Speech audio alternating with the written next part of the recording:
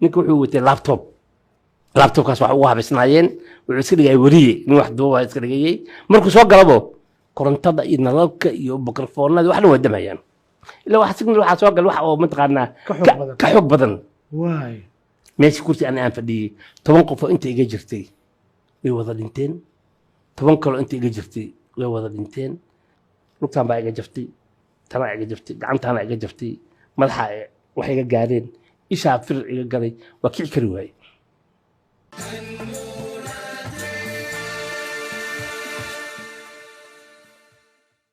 بسم الله الرحمن الرحيم السلام عليكم خيارة شرفت لي كلنتي وناكسن كسو دوادا هنولاتو aniguna waa Yaan Xuseen Cabdi waxa hadaba farxad ii ah inaan magaalada Muqdisho ka helay oo aan isku aragno Dr. Maxamed Biday gudoomiyaha jaamacadda Banaadir gudoomiyaha wuxuu kamid ahaa dadkii ku dhaawacmay ee mas'uuliyiinta ahaa jaamacadda waxaan maanta rabnaa halkan aan uga sheekaysano dhacdadaasi xusuusta ay leedahay iyo raadka ay ku reebtay boqolaal kamid ah bulshada Soomaaliyeed oo isugu jiray waalid iyo walaal intaba doctor ku soo dhaw barnaamijka aadan ugu faraxsanahay inaan kula kulmo muddo dheer dadaal wadeen waana ku farxay runtii heerka ay gaartay jaamacadda Banaadir maanta oo adigu maanta gudoomiye ka tahay waxaan dib u noqonaynaa xusuusteena dhacdadii 3 December 2009 oo ahayd dhacdo adduunka oo dhan ka argagaxay oo xitaa ilaa qaramada midoobe laga hadlay in arday la qarxiyo magaalada Muqdisho qarxi ka dhacay hotel Shamu oo labadeena waan goob joog ahayn bal xusuustaada waqtigaas maxaan ka xusanaa ama santa ayaan runtii waxay dhacdadaasi dhacdo xusuus mudan oo runtii aad waxaan badan bay ahayd maalin runtii aroortii hore ku bilaabatay farxad iyo reereen iyo marxabaysiin oo dhalinyaro badan oo muddo wax soo baranaysay oo jaamacadda Banaadir ka qalin jebinaysay oo kala ahaa qaybtii caafimaadka kulliyadda medicinka kulliyadii engineeringka kulliyadii computer science-ka kulliyadii macnaha macallimiinta educationka iyo kulliyada kale maanta qalin jebin loo sameeyay oo muddo dheer wax soo baranay runtii waxay ahayd maalin aad muruga leh runtii waxay ahayd suucii hore qurux bay ku bilaabatay baaraha markii la gaaro 11 Rubila ayaa waxaa qabsaday qarax meeshii waxay noqotay webidiga ay isku bedeshay waay runtii markaasi doctor abaabulkii markii jaamacaddaas qalin jebintaas maxay ku beegnayd munaasabadaas macnaha ay ugu fadhiisay jaamacadda waxay ahayd qalin jebinta dufcaddii labaad ee kulliyadda caafimaadka iyo dufcaddii labaad ee kulliyadda culumta computerka dufcaddii labaad ee kulliyadda mataqaanaa macallimiinta iyo kulliyada kale qalin jebinaya ayaa loo sameeyay xaflad qalin jebina oo runtii waxay ahayd tallaabo hore loo qaaday dalkan oo muddo dheer burbur ku jiray in la sameeyo jaamacad qariib bay ahayd runtii dad aqoon-yahan Soomaaliyeed oo u badan takhaatiir ahaa macallimiintii ka shaqayn jirtay jaamacadda ummadda ayaa waxay ku dhiiradeen inay sameeyaan jaamacad sanadkii 1999 ayaan anagoo ku shireen hotelkii la oran jiray Daamey oo ka shireyno mataqaanaa sidee loo sameyn karaa ur dhaqaatiireed wax looga hadli karaa oo meeshaas xarun noo ahayd ayaa waxaa la isku soo qaaday war haddee muddo 10 sano decade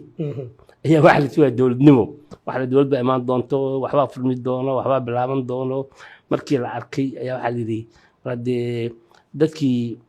ugu badnaa ee aqoon-yahanka dad badan dalkii waa ka qaxeen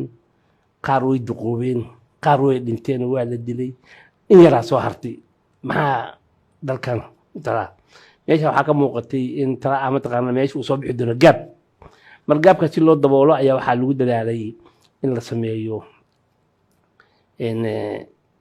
jaamacad markaasi ujeedada ugu badan ee loo lahaa waxay ahayd in bacdamay ahaayeen dadka sameeyey aqoon-yahan Soomaaliyeed oo u badan takhaatiir waxaa oday u ahaa Professor Cusmaan Aadan Cabde Professor Salaad Faarax Guutaale Professor Maxamed Aadan warsame shahiid Professor mataqaana Cusmaan Maxamed Dufle Professor mataqaana Maxamed Axmed Fuje Professor Cabdisaaq Axmed Dalmar Professor mataqaana Cabdiraxmaan Macalin Fiqi takhaatiir badan ayaa runtii ku dhiiratay shirkii markaan iskugu nimid arrintii la soo jeediyey runtii dadkii inta badan waa u cuntami weysay xilligan in san la sameeyey jaamacad ayaa aada u adkeyd dadku ma aaminsanen jaamacad la samayn karo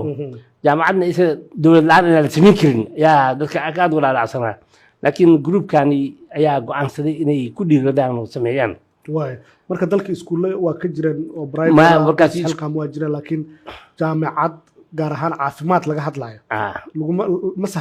sahlan in la sameeyo runtii waxa waaye waxaa jira dugsiyo fara badan baa jiray oo arday badan soo saaraysay arday badan baana ka soo baxday ardaydina mana wada awoodin inay inta baxaan dibadda aadaan waxbarasho soo helaan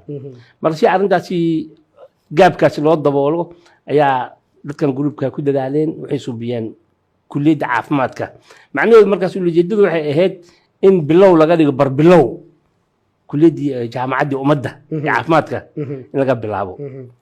waay marka dadkaas aad isku timaadeen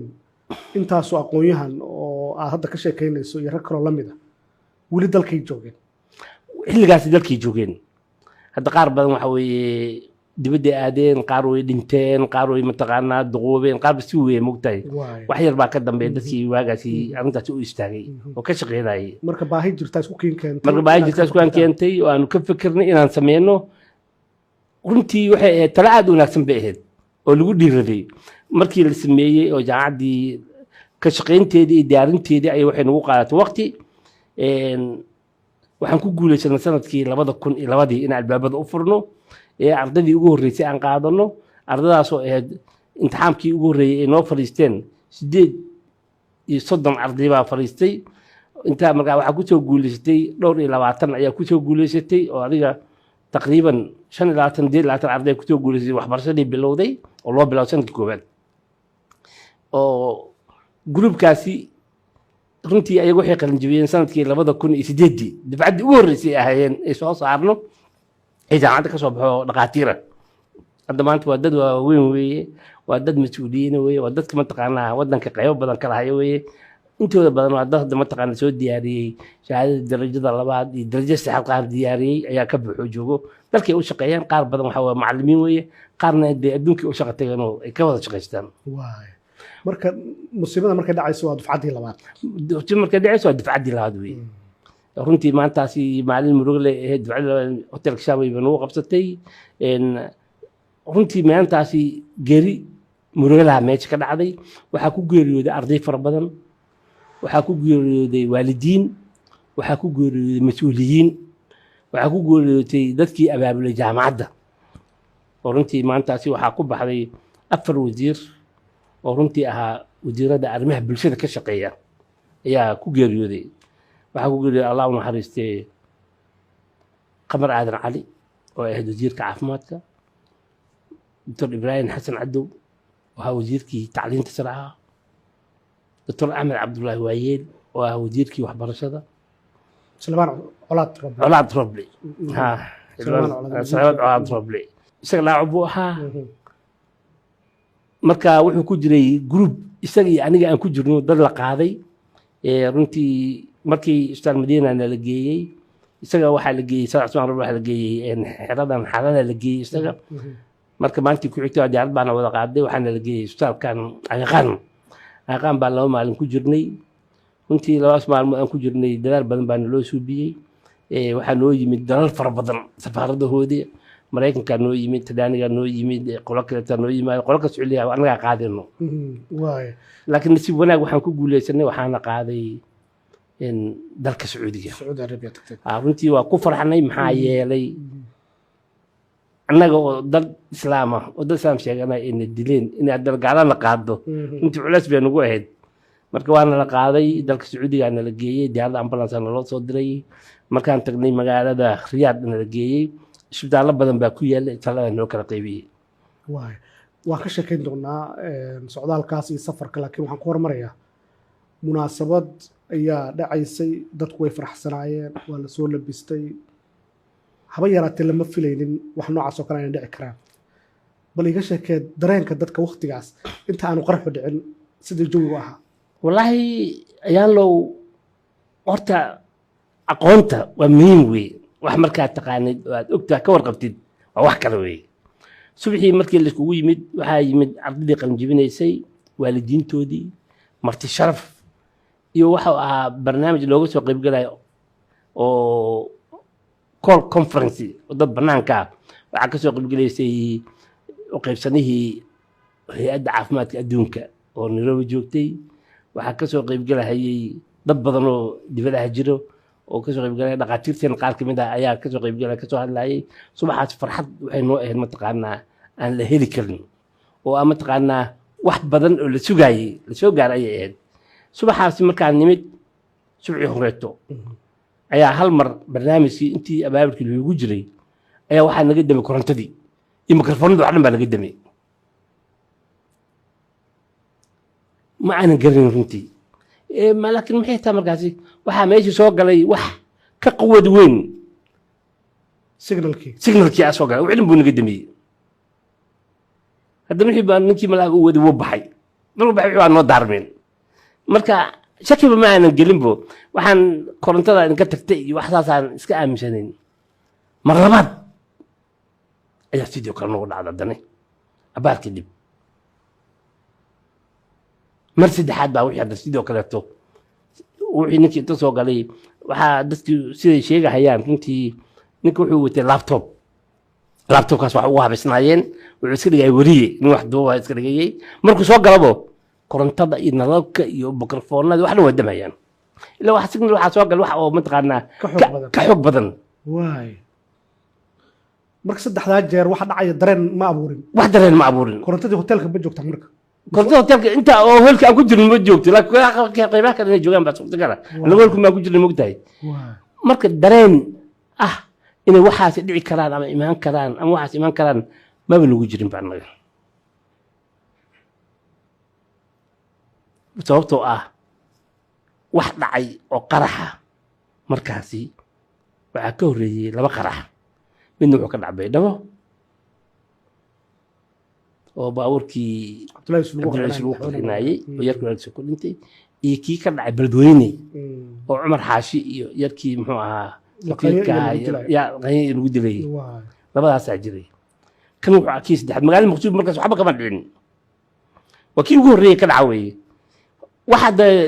cabsi weyn ma jiro runtii waa dadaal badan baa la suubiyey dadkii waa la kontroolayay waa la fiirinayay laakiin qaab uu ku soo galay isuu ku yimid iyo cid maanta aad ka sheekan kartaa male qaarna waxay ku leeyihiin hadaba badan baa dhacay ogtahay hotelkuu deganaa 2 maalmood hotelka sii deganaa meesha lagu sii diyaariyey waxbaa la suubiyey wax mataqaanaa wax cajaa'ib leh cid warka haysa ma laha cid warka hayso oo runtii exactly si karta male haddana laysma lahayn munaasabad noocan oo kale munaasabad kale oo haddana laga hadlayo arrimo bulsho laga hadlayo la suubinayo ee waxaan dhici karaan cid qaad aaminsanayd ama ogeyd ma ay jirin wuxuu ah mataqaanaa arrin runtii naxdin leh waa maalin mugdiye ee runtii oo taariikhda sooyaalka Soomaalida qayb ka gashay oo runtii abuurtay dareen Soomaaliya oo dhan waxaa weliba lagu tilmaamaa dhacdada ugu horreyso adduunka ka dhacdo adduunka ha ardayda la beegsado adduunka oo dhan Soomaali meel kasta ay joogaan haddii joogaan wadamadan loo yaqaan Scandinavian-ka haddii joogaan wadamadan kaleeto Yurubka haddii joogaan Australia haddii joogaan mataqaana Mareykanka Canada haddii joogaan waa mid kaliya oo la oran karo markaasi waxay abuurtay dareen Soomaalinimo qof kasta xanuunsan arrinta dhinacaas dhacday aad runtii waa arrin saddex jeer korontada tagtay inta waxba lama oga lama gelin marka aqoon lama la shaqada iska watay mogtahay waxa lagu jira xafladeen iyo waxa lagu jira farxad iyo reen iyo waxba lagu jiray mogtahay aad u heed markii wax dhacayeen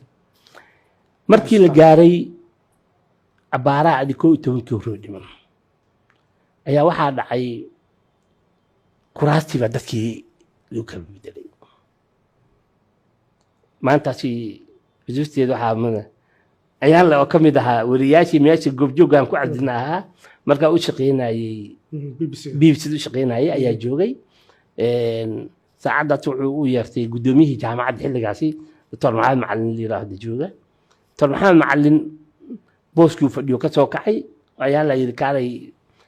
waxaan ka qabanayaa 2 kilbir oo aan ka qabanaya banaanka iskula bixeen booskiisii Dr. Shahiid Allah u naxariistay oo state-ka saarnaa oo soo degay ayaa fariistay waxaa booskii bedelay Ismaan Dufle aniga booska aan fadhiyay markaasi waxaa iga kacay ii bedelay gudoomiyaha baarlamaanka galmudug doctor maxamed nuur gacal oo ani booska ay fadhiistay gadaal asana fadhiistay runtii aan waxaan ahaa guddiga qabanqaabada abaabulayaan ahaa wax isku xirayey waxa maanta cajaa'ib kale dufla allah u naxariistay doctor cadowga wuxuu codsaday in loo hormariyo markaasoo dufle aniga ii keeno yidhi doctore borsoor saan uu leeyahay axmed borsoore intaan aan israacsanno wasiiradu ah adaan kuugu hormarinaynaa waayu yar marka uu naga aqbalay markii la fadhiistay oo dufle meeshii uu koray shay soo dego meeshii yimid oo saacaddii dadkii la kala bedelay wax la isku aadiyey qof meel la fariisiyo qof meel la fariisiyaa ilaaha dabaraya ilaaha dabaraya ogtahay ayaa hal mar waxa dhaqara meeshii kursi aan fadhiyey 10 qof oo inta iga jirtay way wada dhinteen 10 kale inta iga jirtay way wada dhinteen dhalinyaradii stage ka saarneed oo jaamacadda noo matalaysay oo role play noo sameeyeen qaar badan way dhinteen oo runtii aad macday doctor dufle isaga waxa jugta xoogiisii gaal buu dhacay isaga waxay ma gaarin ilaahay baa ka badbaadiyey safkii duflan isla fadhinay duflan ha aniga dufla ka noolaa dufla ha dad kale oo fadhiyo waa dhinteen anoo baxay hay iyo dufla stage ka saarnaa inta wax dhinti wax dhaacay noqdeen ya wax dhinti wax dhaacay noqdeen ilaahay amarkiisa runtii sababta runtii waxay arrin dhacdo oo masiibo qaran bay aad culays badan waalidiin waxaa ku dhintay waalidiin arday mas-uuliyiin maamulkii jaamacadda dad badan baa ku dhintay waxaa aad maantaasi xusuusteeda markaan dib ugu laabto aan aad xusuustaa allah u naxariistay nin layihahdo abukar qoorey oo ahaa waalid ka mid a waalidiinta oo arday markaasi cusub u soo gashay iyo nin layihahdo abukar dheere oo ahaa maamulo kaa iskuul layihahdo fajrka ahaa oo isna arday u soo gashay meeshay fadhiyeen abukar qoorey wuxuu ahaa ninkii magaca culimmada noogu hadlayo ardayda wacdiyo kelmadda wacdi meesha sujuudi ahaa labadoodii waxaa la ii sheegay inay dadka kulka ka go'ay ahaayeen runtii waxay ahayd iyaga markaasi ardaydu way cusbeedba marka ayaa masankaas soo galeen aad u yimaadeen dad badan waalidiin badanaa ku dhintay mas-uuliyiin badan baa ku dhintay waxay noqotay arrin mataqaanaa aad u naxdin badan bay ahayd adiga goormaad ogaatay wax dhaceen doctor biday aniga runtii dareenkeyga markaan dib ugu laabto aniga ma aaminsaneen meesha inuu qarax ka dhacay waxaan aaminsanay hobiyi soo dhacay dad badan saas aaminsanay hobiyi inuu soo dhacay ayaan aaminsanay aniga hobiyi soo dhacay waxaan damcay inaan istaago waa isaa kari waay lugtaan baa iga jaftay tanaa iga jaftay gacantaana iga jaftay madaxa wax iga gaareen ishaa firir iga galay waa kici kari waay subci anoo xaragoonayaan imid guddigii abaabulayaan ahaa runtii markii meesha laga qaadayay gocad baa la ii dhiga lagu qaaday oo 4 daraf laga qabtay aniga dhan waxaa noqday meyd ekaan noqday waxba kala sheegi karo ya ilaa dilaa dhinta runtii markaa hadda fiiriyo waxaad ogaatay goorma markaas waxaan ogaaday markii go' laygu qaaday oo yarka darawalka ahaa iyo gabar yaroo dhaktaradu hadda adeer aan ahay ay yimaadeen ay qaadeen oo baawur yaroo aan wata lay saaray shaalka ay geeyey ayaan gartay inay wax dhaceen oo yimaadeen markii oo qarxu dhacay waxaas lahaa waa hoobiyaa soo dhacay mid labaad waa soo dhici doona ka carar meesha waa kici waa marka laa ilaaha ila allah ya laga kari waayey kalabaad kasii carar kalabaad kasii carar baa la ogday maxaan ka caabab kici alaaba kici kari waa ogday ilaa nin burbura dhahaaba mogday ya runtii waa la qaaday salmadiina la geeyey meeshaasaa waxa lagu sameeyey garaar degdeg lagu sameeyey dhiig lagu shubay runtii muddo iska soo wareegin 20 daqiiqo aniga dhan baa wada bararay bug suntii wixii galay ya waay suntii marka qiiqii iyo uuradii wixii dhan firirkii galay waxa markaa fiirisid waxaa laga soo saaray jirkeyga bahalada kushuniteen yarka maaragtay bawrta ayaa jir nar walba galaa oo jiray lafti jiray la saaray waxaas marka qaraxi ku xirnaa waxaad qaraxi ku xirnaa marka bira yar yar iyo kushineeta iyo birahan kaleeto oo mataqaanaa dhismaa la geliyo mataqaanaa guryaha lagu dhisay iyo oo la jarjaray waxbaa ka buuxay waa seef camal wey kusadahayaan mas-uuliyiinta jaamacadda yaa dhintay mas-uuliyiin jaamacadda waxaa dhintay guddoomiyihii mu'asasada barsoor maxamed aadan warsame shahiid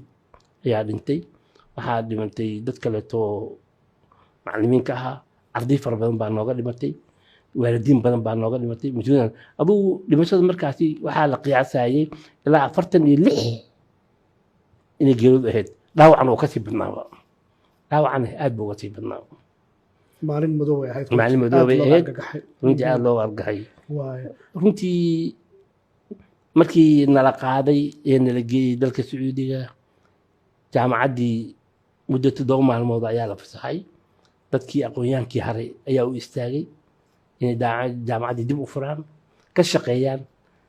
maadooyinkii wixii dhan aan dhigayna dhan iyaga inay daboolaan ayay isku xil saareen si laxaadla ayaa looga shaqeeyey jaamacaddii dib baa loo faray oo noolaatay ujeeddada ugu weyneedna waxay ahayd markaan dib loo sii raaco waxay tahay waxaa la diidanaa aqoontaasi iyo waxa la qabanaya dadka soo baxaya ayaa la diidanaa waxaa loogu talagalahayay dalka mataqaanaa in mataqaanaa indhaha laga rido runtii musiibadii ugu weynooda dhacday ahayd laakiin waxaa xusuus leh lafteeda oo jaamacadda banaadir lagu xusuustaa in xaalado adag ay soo martay dalkii oo kale xiran madaafiic socoto etoobiyaan waddankii joogaan dowlad la-aan jirto nidaam la-aan jirto oo xataa meelo badan aan weliga tacliinta la baajinin intaa lagu dadaalayo wallaahi runtii ayaa loo runtaa weeye waxaan ku dadaali jirnay macallimiinta qaarkood oo awoodi kari weysa inay yimaadaan ardada bas baan ku qaadi jirnay xarumahooda aan u geen jirnay ay wax ku baran jireen subi jireen waxaan dhex mari jirnay etoobiyaankaan dhex mari jirnay waxay ahayd xarun jaamacadda banaadir meelihii ugu horreysay ciidamada etoobiyaanka ay qabsadeen bay ahayd waxay ku taallay meeshaan ereyadan hotel nasrudiin oo bahar wax ka koreeyo ayaa xarunteena ahayd meeshaasi waa meelihii ay qabsadeen ay ahayd waa ka soo guurnay waxaan soo degnay ereyadan banaadir kilomitr 4 ereyadan soo degnay aan nimid doctor laakiin waxaa xusuus mudan magaalo kasta oo etoobiyaanku galayeen meelaha ugu horreysa degayeen waxay ahayd xarumaha waxbarashada iskuullada iyo jaamacadaha iyo maxay tahay sababta waxaa weeye markii waxay la dagaashan yihiin wax soo baxayo aqoonta soo bixifayso ee imaanayso ayay ka diidanayeen waxay rabeen dadka in dad umiya isku soo haraan dad umiya ay soo baxaan markii iftiinkaas baxayo ayay ka dagaalamayeen ma laga yaabaa inay u arkayaan istaraatiiji ahaan inay tahay meel biyo leh qolol badan leh la degi karo oo sidaa u abaarayeen jaamacadaha iyo xarumaha oo muhiimka waa dhici kartaa laakiin sideedna waxay mataqaanaa inay joojiyaan waxbarashadaas socotana waa kama marna deegaan ahaan way noqon kartaa laakiin inay waxbarashadaasi itijaahas la qabtay ee la suubiyey ee dalkan burbur ku dhacay inuu soo kaban istaraatiiji ahaan inay ka fakereen baa suurtagala marka jaamacadda banaadir qaybay ka noqotay xarumihii degeen qayb ka noqotay marka waxay degeen isbitaal aan lahayn oo xayaad liiraday degeen waxay degeen xarunta jaamacadda banaadir bay degeen waxay noqotay inaan meesha ka soo guurno oo dokumentigii ardaydii iyo aan soo daldalno iyo qalabkii iyo aan soo degnay banaadir shaal banaadir ayaa waxaan ku bilownay jaranjaradiisa inaan kuraas ka dhigno aan cashar ku bixino subino allahu naxariistay barsoor maxamed aadan warsame shahiid ayaa ah ninkii ugu horreeyay meesha hatay cashar ku bixiyo suubiyo marka aad uga shaqeynayay waxaa lagu dadaalay inay waxbarashadiisan istaagin sacuudiga marka meeq qof ku tagteen sacuudiga waxaanu ku tagnay dad gaaraya 20 ayaanu ku tagnay waxaa ugu darnaa Saleemaan Colaad Rooble aniga yar kaleeto la yiraahdo maxamed qaasin iyo yar kaleeto la yiraahdo Cabdulqaadir Cabdushan dhaawac culus ayaa jirtay inta kaleeto dhaawacaas gaarayay waxaa ka mid ah oo nala socday Dr. Talli Cabdi Afrax oo il asay kaga dhacday waxaa nala socday Dr. Abdullahi Sheekh Xuseen Biskuleeti oo dhaawacay Firaas ay soo gaareen waxaa ku jira nin la yiraahdo Dr. Cabdullaahi Xuseen Maalin oo ahaa agaasimaha isbitaalka SOS ahaa jaamacaddana macalinka ahaa oo maanta xafladda nagala soo qayb galay waxaa ku jira nin la yiraahdo Saad Jeelaani Qaasim oo ahaa diiwaanayaha jaamacadda markaas ahaa oo runtii joogay asna dhaawac soo gaaray dhalinyaro badan oo ardaya oo dhaawac soo gaaray ayaa jira runtii xagga markaan tagno shaqaalaha loo kala qaybiyey inshaallahs baan mataqaanaa lagu daweyn la suubinayay runtii dadaal badan markaan hadda dib u fiiriyo waxaan u duceeyaa dowladda sacuudiga maxaa yeelay siday noo daryeeleen iyo gacantay noo fidiyeen iyo islaamnimada noo muujiyeen ayaa wax aan la qaadan karina waxaan idhahdaa khayr allah siiyo maxaa yeelay walaal bay ahaayeen runtii aad noogu gargaaray oo runtii gacanna siiyey si fiican noo daryeelay qalliin meeqa qalliin aad gashay marka laga hadlo aniga waxaan galay ilaa 11 qalliin baan galay aniga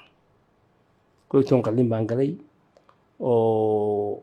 markaan qalliin galo ka soo baxo kaleeto oo aan soo ficnaado meel hoteela ayay noo ijaareen la hotel mudlaq la yiraahdo meeshaan deganayn markii qalliinka la gaarana waan istaan dib ugu soo laabanaynay oo ani waxaan jiifay markaasi insha Allah King Faisal hospital specialist hospital yani dadkii helay ayaan ka mid ahaa aniga iyo laba wiil oo kaleeto meeshaan lagu daaweynay qaar waxaa la geeyey King Fahd hospital baa la geeyey qaar King Salman baa la geeyey qaar su'aalo kaleeto magaalada ku yaala la geeyey waana la kala qaybiyey marka aad xagee ugu badnaa qalliinkaaga marka qalliinkayga anigu wuxuu ugu badnaa lafaha iyo gacmaha ilkaha aniga hal ilkay uguma harin ilkaha igu jiro dhan waxa waa artificial way aniga waa jabeen kulli waa daateen waxaa la ii sameeyey imbalanta la ii sameeyey imbalantigaasi markii la ii sameeyey kadib ilkaha lagu abuuray la geliyey lagu xiray aad loo subiyey anigu markaasi nin fanax lahaan ahaa fanaxdii waa baaba fanaxdii waa la sameyn kari waaye hadda waa kasii qurux badan tahay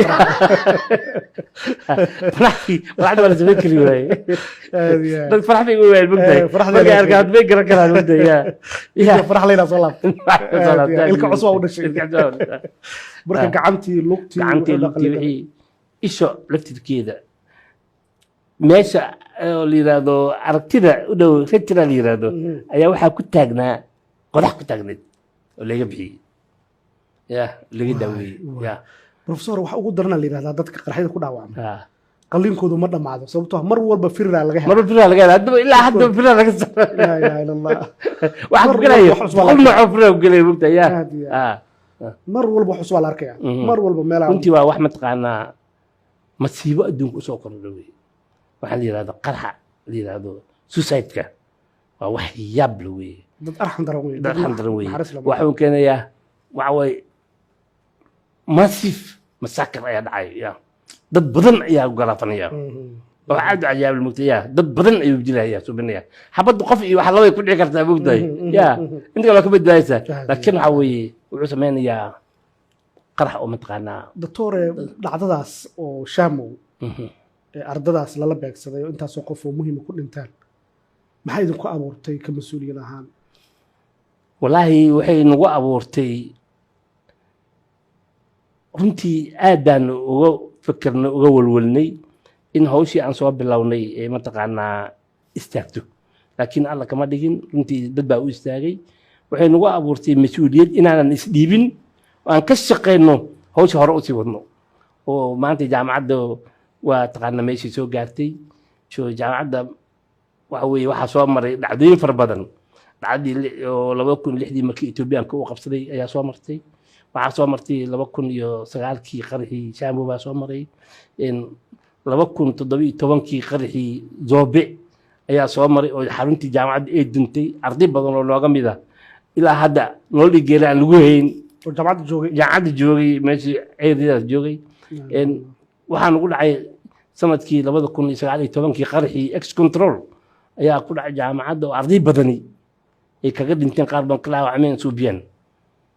laakiin waxaan aad ugu mahad celiyaa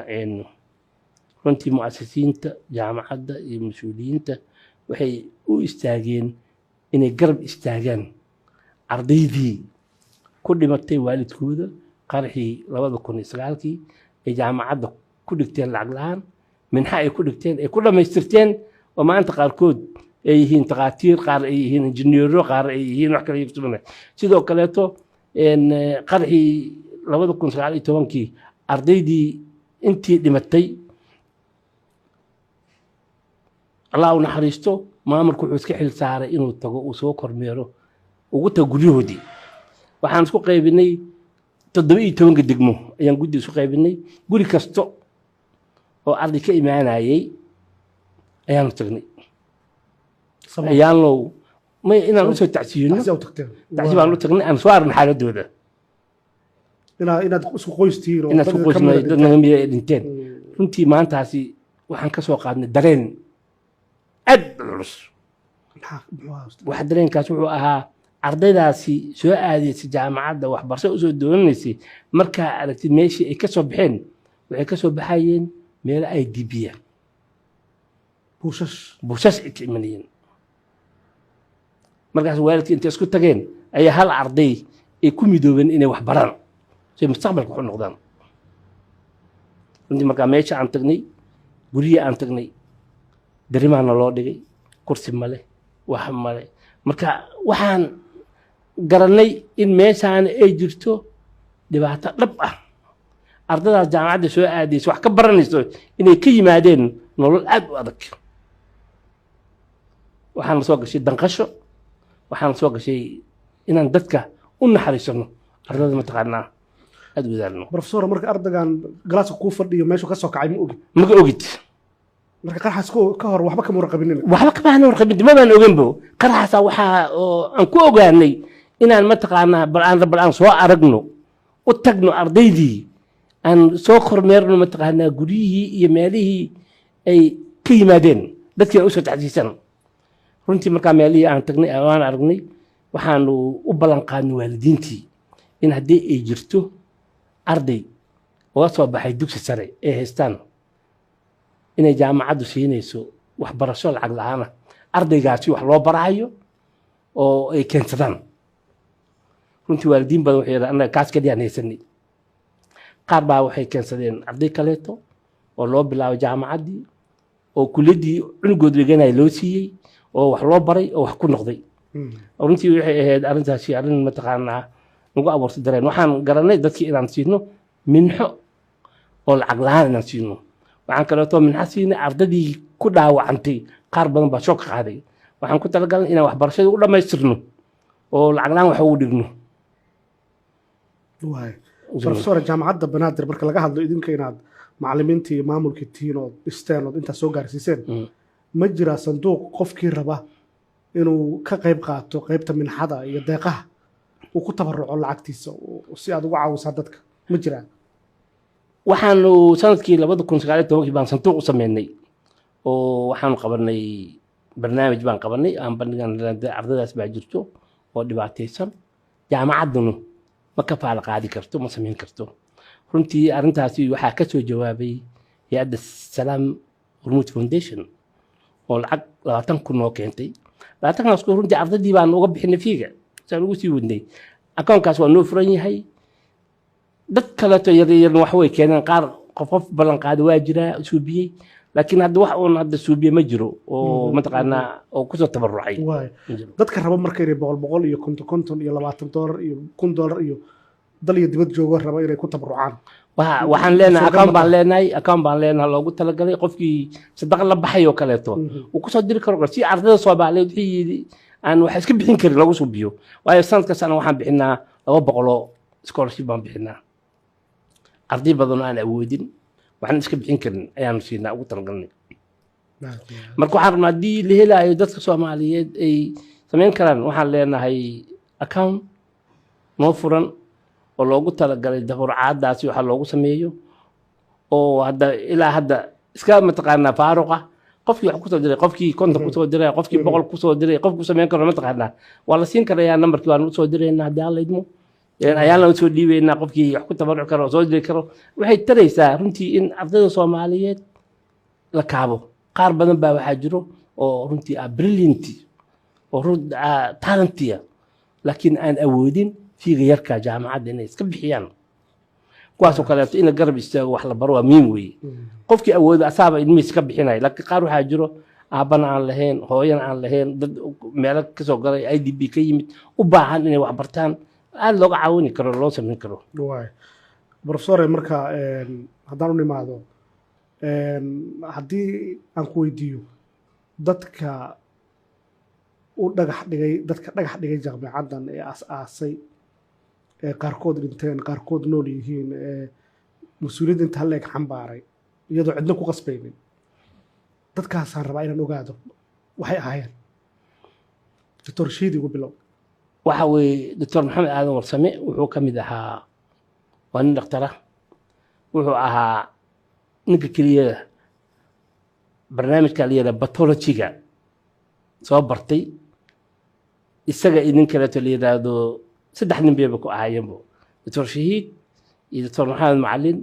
iyo doctor wehliin sidaasna ayaa soo bartay shahiid baa ugu horeeyo yimid oo cadadka baari jiray aad ogaan jiray waxaan dad dhaqaatiire ahaayeen dhammaan dadka jaamacaddan budigaha waxay ahaayeen dad ka soo baxa badidooda jaamacadda ummadda oo kusoo bartay canshuurta hooyada Soomaaliyeed kusoo bartay mataqaanaa waxbarashadii lacag la'aanta ahaa la siin jiray meel ay seexdaan la siin jiray cunto la siin jiray mataqaanaa pocket money ay ahaayeen marka si ay mataqaanaa dareenkaasi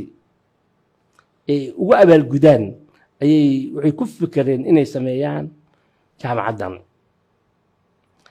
runtii markii la sameeyey ujeedada ugu weyn waxay in laga dhigo barbilow jaamacaddii ummadda laga dhigo iyadoo la wado ayaa waxaa dhacday in nin wasiir ahaa oo tacliin sare loo dhiibay uu xogaa yar arrimo aan ficneen u yimid markaasaa waxaa libis waxay bilaqaysanaya magacii jaamacadda ummadda bilaqaysanaya yidhi markaas waxaa marka anaga dee saas uma soconay waxaan ka hadlaynay baasha hala bilaabo haddii dowladda tibaan dowladda lagu wareejiyo marka haddii diyaada saas dowladna aysan jirin saas ayaa magacii banaadir loo qaato laga tegay magacii kaleeto banaadirka markaas ku baxay marka hore wax ku bilowdeen magaca qalmiya magaca jaamacadda ummadda jus ayaa lagu bilaabay bacdi marka banaadir u gurtay waayo xogaa yar waxaa yimid conflict baa yimid oo mataqaanaa si interpretation qaldan loo suubiyey marka saas awgeed waxaa la yidhi wixii aan hawsha aan qabanno ma daci karno ma samayn karnee magaca aan ka bedelno magaca aan la baxno si mataqaanaa baawshii ee u sii socoto ee u shaqayso loogu talagalay marka iyo wad ragga kale ayaa ka mid ahaa waxaa ka mid ahaa barsoor Cismaan Aadan Cabdulle waxaa ka mid ahaa barsoor Salaad Faarax Guutaale waxaa ka mid ahaa barsoor Cismaan Maxamuud Dufle waxaa ka mid ahaa barsoor Xasan Xaaji Maxamed Shuuriye oo hadda dhintay isaga barsoor Mursal Cumar Sheekh Mursal barsoor Maxamed Axmed Maxamed Dheere barsoor Cabdiraxmaan Macalin Fiqi barsoor Axmed Yuusuf Guuleed barsoor Cabdirasaaq Axmed Dalmar taqasuskooda muxuu kala ahaa dhammaantoodii waxay kala ahaayeen takhaatiir ahaayeen qaar qaliin bay ahaayeen qaar waxay ahaayeen physician internal medicine bay ahaayeen qaar ophthalmologistyaal bay ahaayeen qaar waxay ahaayeen mataqaanaa dadka ka shaqeeya cadadka baaro shibaara ka shaqeeyo ayay ahaayeen dhakhaatiir bay iskugu wadi jireen inta badan dhakhaatiir bay wada ahaayeen raggaasaan marka sababtaa iska lahaa raggaas sababtaa iska lahaa isku yimid oo ka fekeray inay bilaabaan barbilow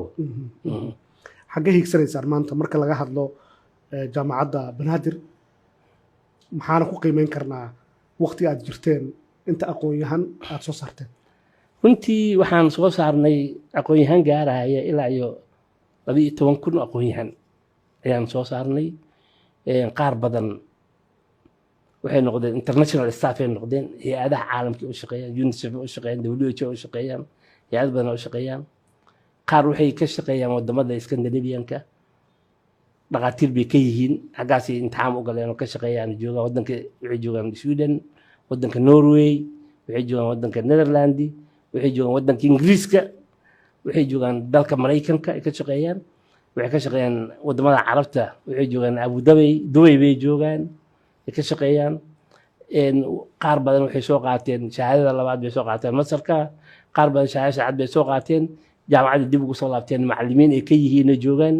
way ka shaqeynayaan magaalada Muqdisho markaa fiirisay isbitaalada inta badan agaasimayaasha isbitaalada oo dhan waxa way dhalinyarada ay soo saartay jaamacadda Banaadir oo maamulaa ku jiray miya maamulaa ku jira dhakhtar kaliya ma haynayo xataa maamulay barteen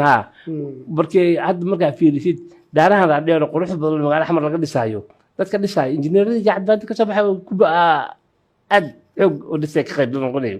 oo shirkadda Bruge u shaqeynay shirkadaha kale ka shaqeynay shirkadda gaara iska loo ka shaqeynay aad sameynayo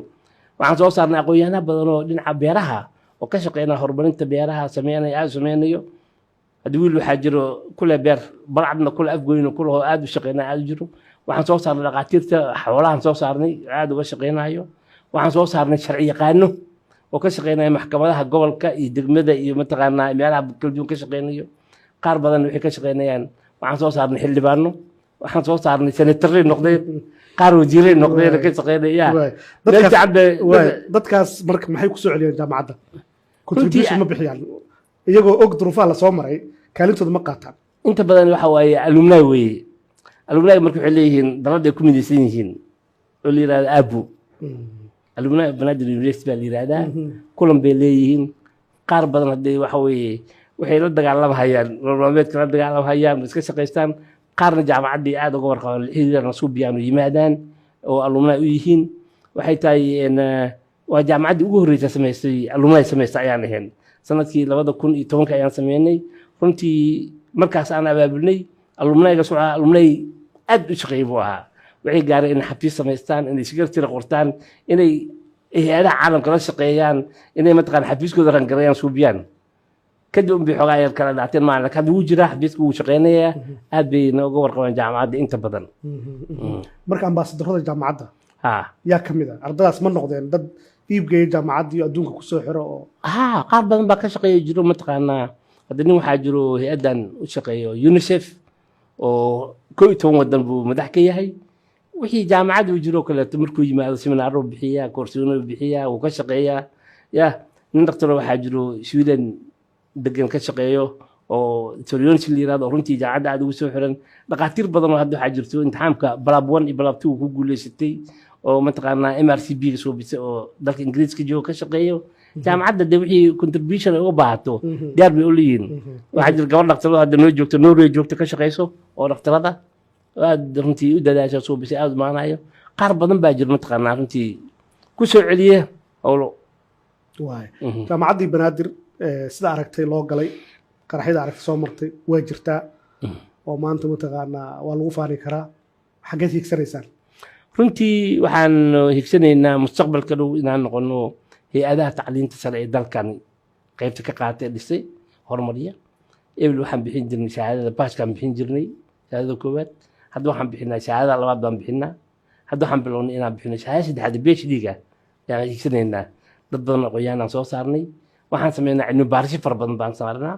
oo adduunka aan la wadaagno suubina aad uga shaqeyno waxaan xiriir la leenahay hay-ado badan oo caalamka aan xiriir la leenahay jaamacado badan baan xiriir la leenahay hadda arday badan oo annaga ardadeena oo kaleeto qaybta kulliyadda clinical oo kaleeto waxaan xiriir la leenahay oo ka qayb galaan barnaamij la Erasmus oo aan leenahay jaamacad ku taala dalka Turkiga oo Chankiri oo ardada aan u dirno hal simitir xagga taana wax ku soo bartaan oo ka yimaadaan waxaan leenahay in qaybta post graduate oo kaleeto qaybta qalliinka waxaan xiriir la leenahay jaamacad la yiraahdo Istanbul Madaniyad oo ku taalo Istanbul ku taalo oo arday kastoo qaybtaas maraya 2 bilo kamid ah inuu baxayo u tagayo halkaasi oo tababar ku soo qaadan sameynayo markii sanadkii la gaarana de macallimiintaas ay imanayaan halkan imanayaan imtixaan ay ka qaadiyaan iyaga markaas ay barbaad kareen suubinayaan dhaqaatiirta badan hadda magaalada qalliinka suubis oo dhan dugsi post graduate waxay ka soo bixeen oo banaadir aad ugu dambeyn maxaa ku dar leeyahay waxaan ku dar lahaa runtii dugsiga takhasuska hadda waxaan ku soo kordhinay qayb cusub oo ah qaybta loo yaqaano anesthesiada oo qayb aad muhiim ah oo runtii ka shaqeyso critical care-ka ka shaqeyso bukaanka markuu dhibaataysan yahay markuu dhibaatadii aad u gargaara la'aantiisna oo qof bukaan qalliin aan loo samayn karin dhakhtarka ka shaqeyn lahaa daweyn lahaa ayaan soo kordhinay oo aan bilownay oo jaamacad ku soo kordhinay qaybta post graduate waxaan leenahay qayb mataqaanaa lagu barto cudurrada haweenka waxaan soo saaray dhaqaatiir fara badan oo cudurrada haweenka waxaan soo saaray dhaqaatiir fara badan oo ku takhasustay cudurrada carruurta dhaqaatiir badan oo ku takhasustay cudurrada daaweynta guud iyo qalliinka waxaan leenahay qaybta oo Masar Public Health-ga oo ka shaqeyn kara barnaamijyada outbreak iyo markii wax ka dilaacaan oo aad uga shaqeynayo qaybahaas dhan baan leenahay aad uga shaqeynayno marka isbitaalka jaamacadu leeyahay jaamacadu leeyahay waay jaamacad Garsbaali ku yaala qayb isbitaal jirto jaamacadu leedahay Garsbaali ku yaala aad u maasan tahay professor Dr. Maxamed Bide ayuu ahaa oo barnaamijka marti noogu hadda wadayaal waa ku maasantiin barnaamijkan intaynu mar kale kulmi doono waxaan idin leenahay nabadgalo wassalaamu calaykum waraxmatullahi wabarakaatu professor waa ku mahadsan tahay inaad ka mid tahay boqolaalka kun ee Soomaalida ah ee sida joogtada ugu xiran barnaamijyada ka baxa ha noolaato ujeedkeenu waa kor u qaadida wacyiga iyo wacaalka bulshada Soomaalida ka qayb qaado oo ra'yigaaga nagu biiri qof aan ogeyn wixii la soo maray ma xallin karo waxa taagan mana fahmi karo waxa soo socda mahadsanid